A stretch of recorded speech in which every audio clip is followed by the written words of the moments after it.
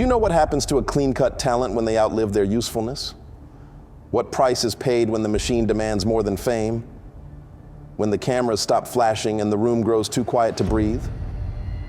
They don't just ask for control. They ask for ownership of the voice, the image, the soul behind the smile. I was there.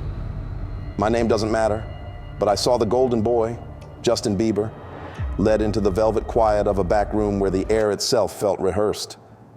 I watched the powerful wait, hungry and cold, their pens poised like blades, their eyes reflecting the stage lights that never turn off. I saw the choice offered, sing or disappear. What I witnessed wasn't a business deal. It was a transfer of life, a ritual made of signatures and silence.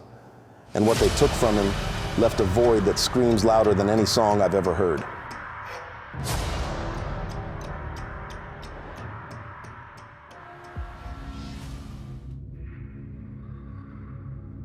I used to think success was simple. Work hard, stay humble, don't forget where you came from. That's what I believed when I left home. I was 22, a quiet kid from rural Georgia with more ambition than sense.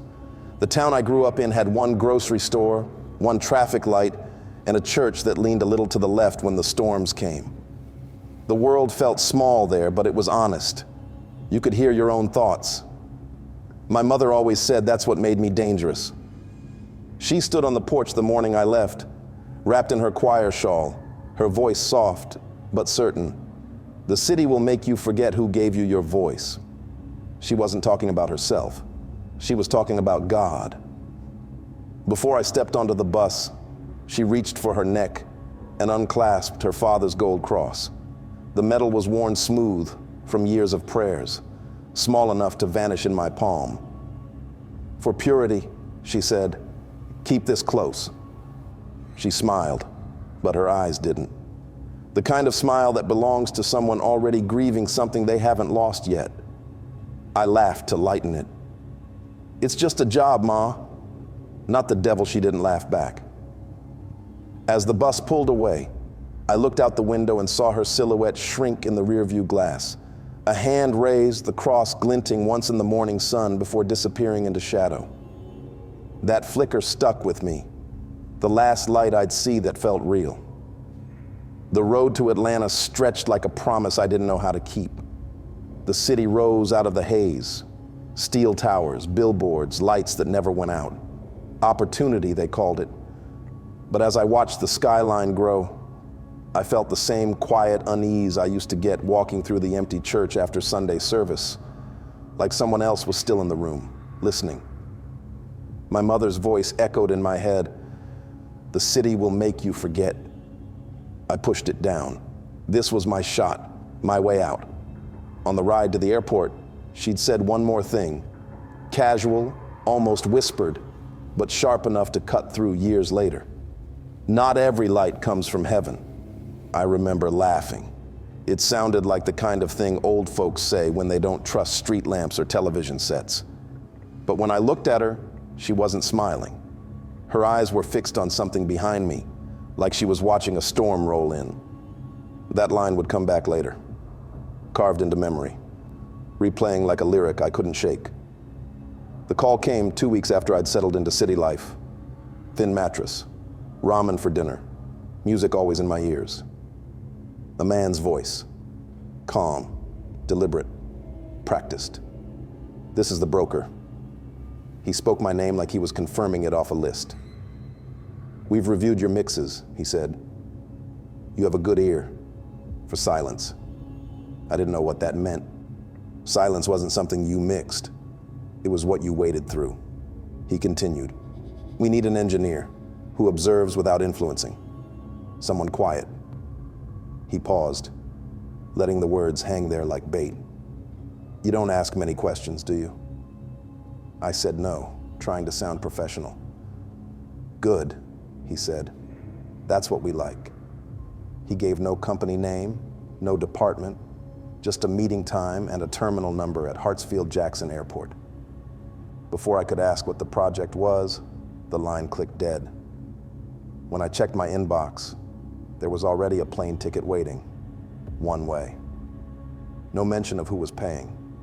Attached to it were 3 non-disclosure forms that looked more like military contracts than music paperwork. I didn't sleep that night.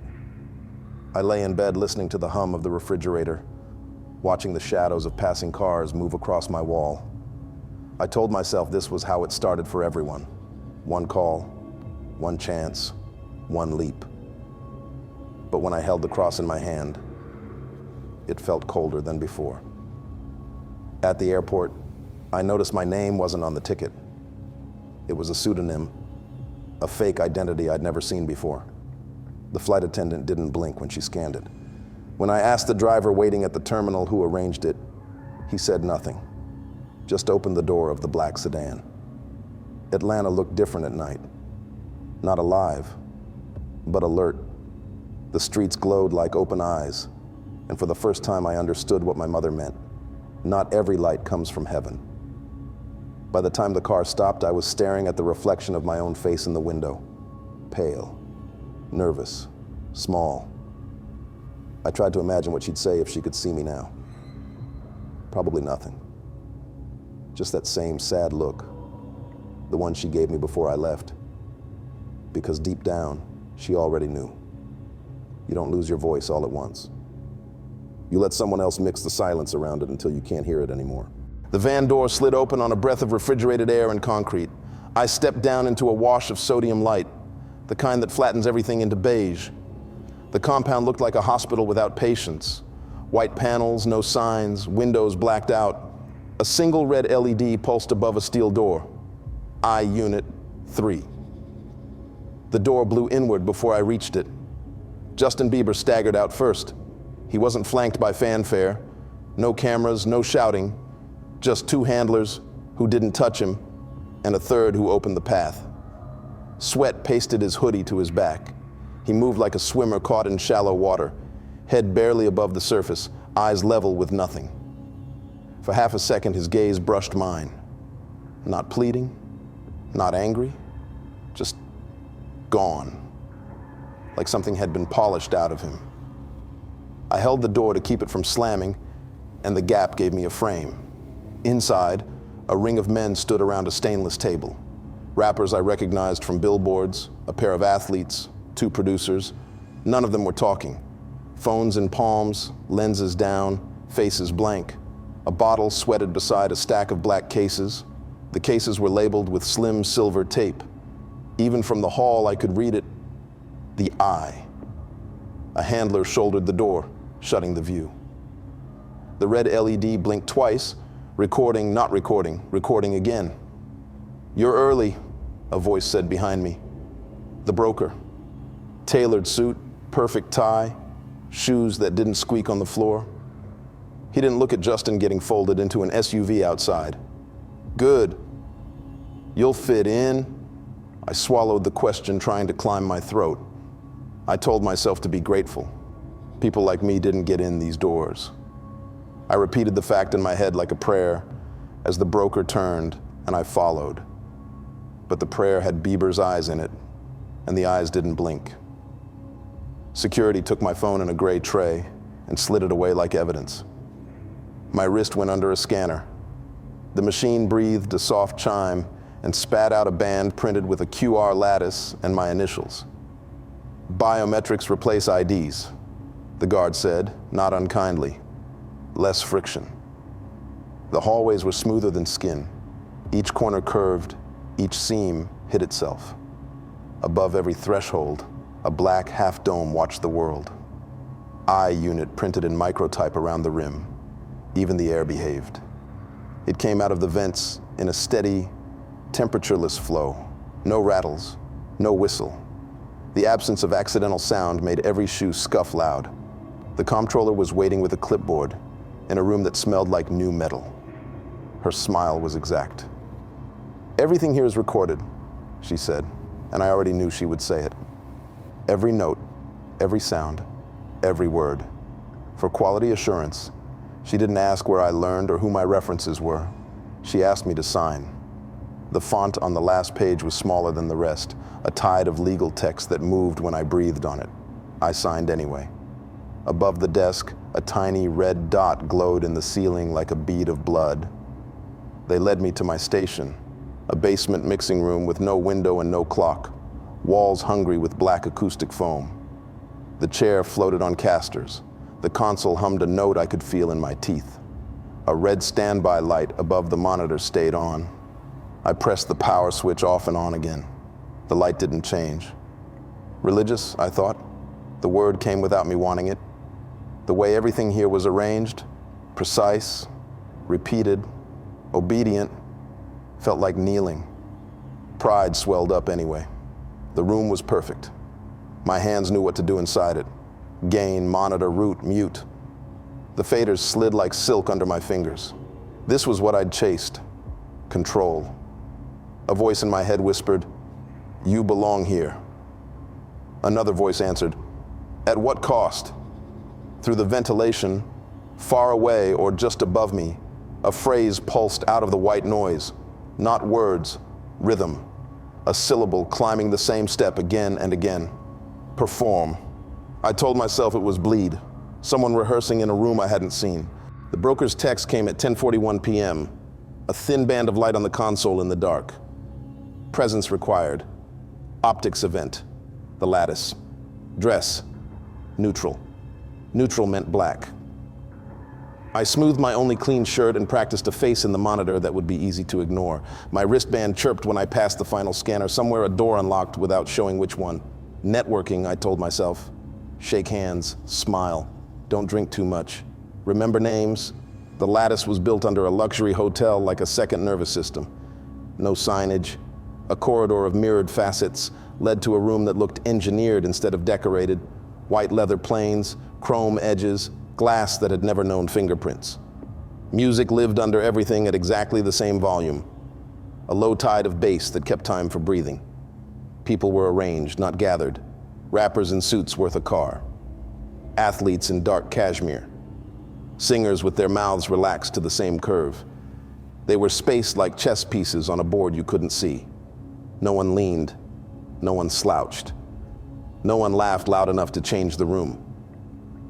On the south wall, barely there, a projection turned the mirror into a watermark, a narrow iris icon, then a word that vanished when I focused, E-Y-E. The circle was in the center. It wasn't marked, but you felt where it started. A low platform, no higher than a stair, a ring of bodies standing around it, shoulder to shoulder, glasses lifted at the same angle. On the platform, Justin sat with his hands on his knees, face loose, eyes fixed on the middle distance where no one stood. The broker held a small handheld camera at chest height, lens open, wrist steady.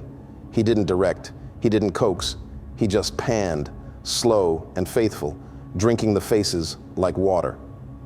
For the eye, he said softly, like you might say, grace. No one reacted to him saying it, which meant it wasn't for them, it was for the record.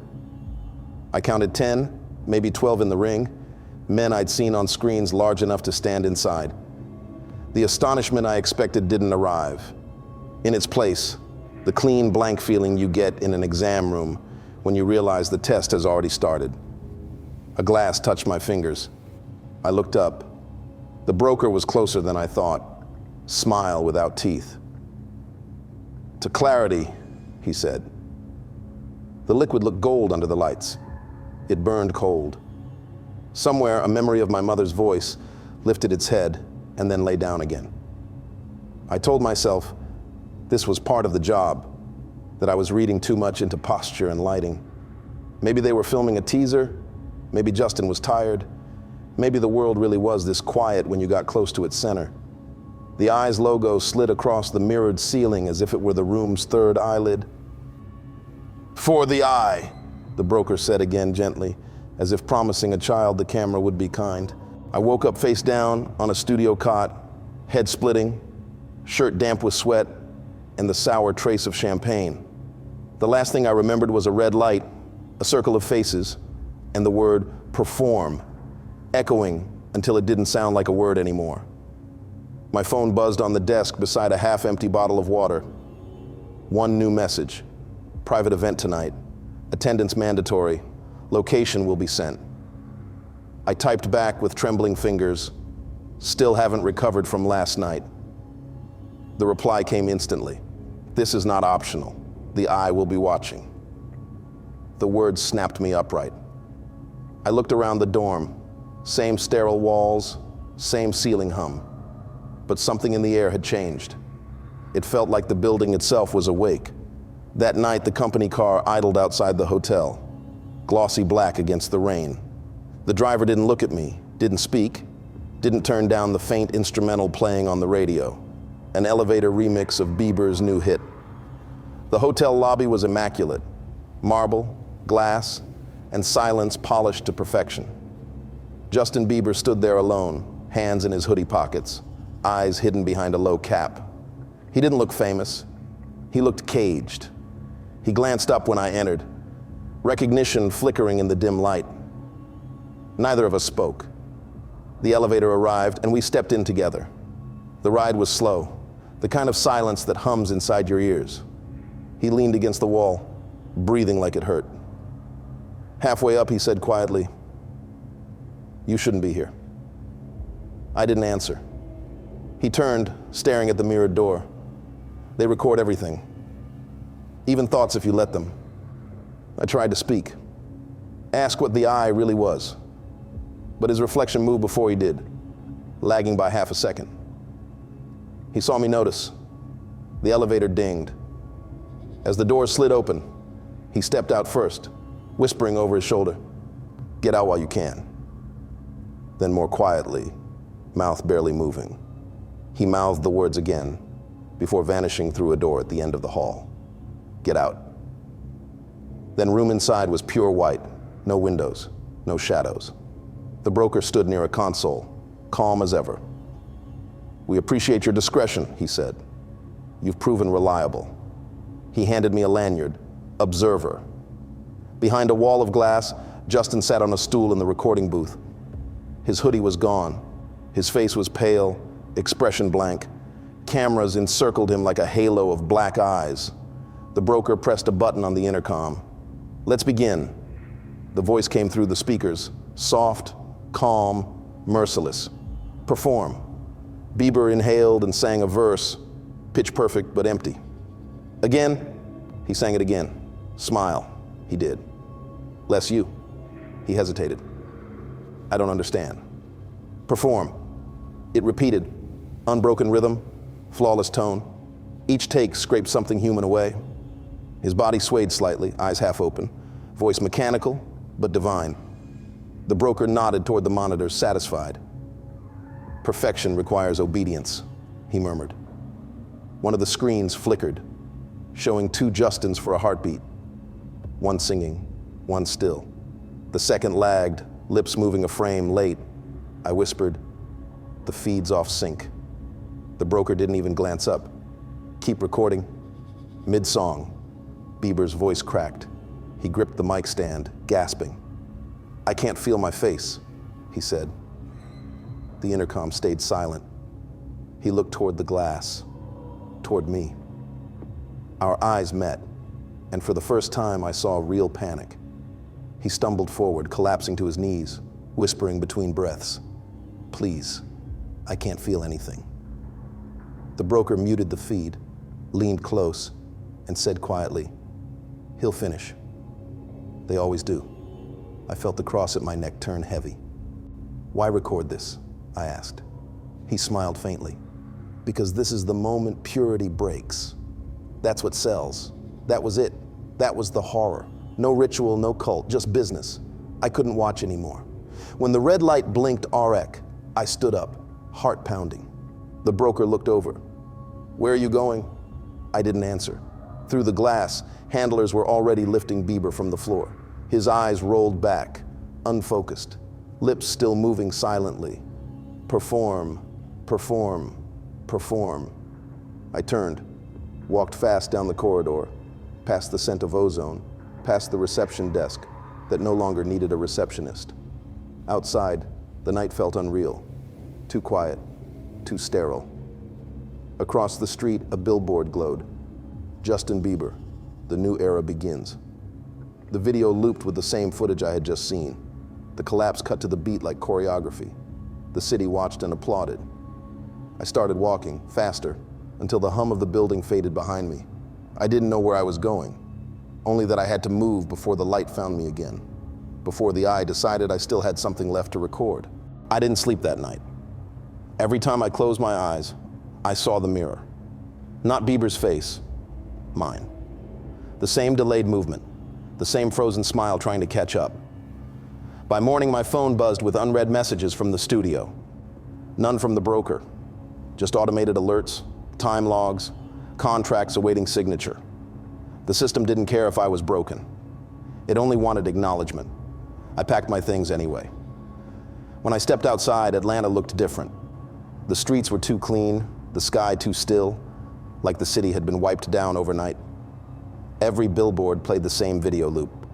Justin Bieber, the new era begins. In each clip, his voice was perfect. His expression, flawless. But in the eyes, I could see it. That half-second lag. The hum followed me into the subway. I thought it was in my ears until I noticed every light flicker in time with it. I changed trains twice just to make sure no one was following. Still, when I looked up, the same posters stared back. The I logo stamped behind every new artist's face. I realized it wasn't branding anymore. It was authorship. I took the earliest bus home to Georgia. The air changed after the city limits. Warmer, realer. The grass wasn't trimmed to uniform perfection. The roads hummed with actual wind, not filtered air. My mother opened the door before I knocked. She looked at me once and knew something had gone wrong. "You saw it, didn't you?" she asked. Saw what? The taking. I wanted to deny it, but the words wouldn't form. She led me inside, sat me at the table, and placed my grandfather's gold cross between us. "That place doesn't make music," she said softly. "It makes echoes." The metal was warm against my palm this time. Not heavy, not cold. I told her everything I could, though not the worst part, not the mirror, not the figure, not the sound of Bieber's voice cracking under something no human should bear. She listened without interrupting, just nodding, eyes closed, whispering prayers under her breath. When I finished, she looked at me. "You can't undo what's been recorded," she said, "but you can stop being part of it." That night, I turned on the radio.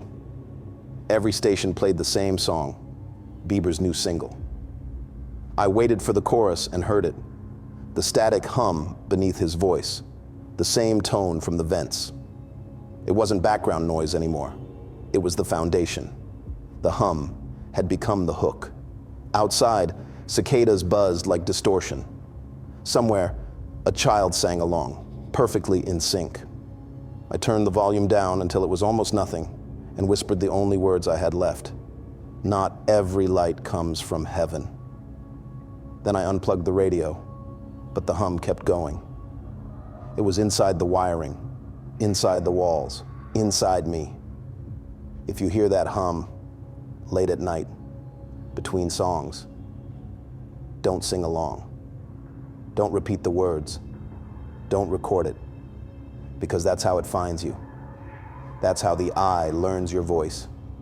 And once it knows your voice, it never stops listening.